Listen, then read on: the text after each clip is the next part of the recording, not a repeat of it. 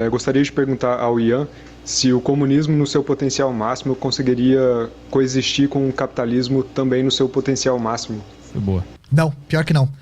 Nós só almejamos uma sociedade sem classe e sem Estado mediante a aniquilação do capitalismo na maior parte dos países.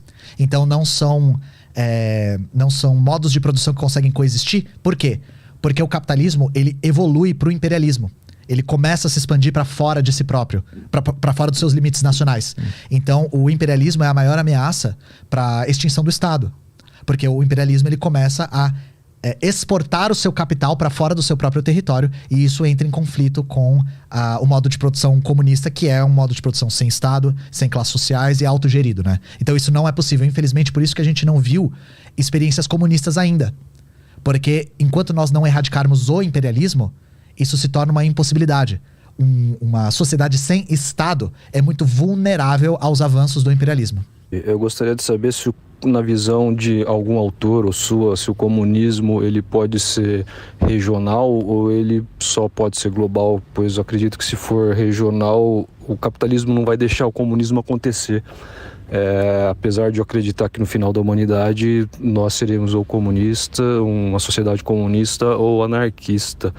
E uma indicação também para um convidado é o Edson Passetti, que ele é uma sumidade no anarquismo e a linha de pesquisa dele é sobre a abolição do sistema carcerário. Boa. Massa. Então você está absolutamente correto. A gente só poderia ter uma sociedade comunista mediante a internacionalização do comunismo. Por isso que eu falei, a associação que o Marx e o Engels funda é a Associação Internacional dos Trabalhadores. A Revolução sempre almejou ser internacional para se manter. Inclusive, mas isso entra nesse choque histórico que eu falei mais cedo entre trotskismo e o que os trotskistas chamam de stalinismo. Isso não significa que a gente ache impossível construir o socialismo em um país. Construir o socialismo, tá?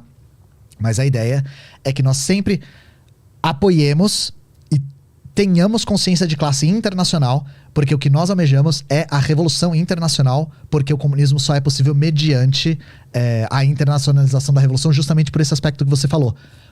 Não só o capitalismo, mas sobretudo o imperialismo não permite. Não permitiria uma sociedade sem Estado ficar livre, leve e solta, se autogerindo. Isso não vai acontecer, sabe? Então por isso que a gente tem que lutar pela internacionalização da revolução. É isso mesmo.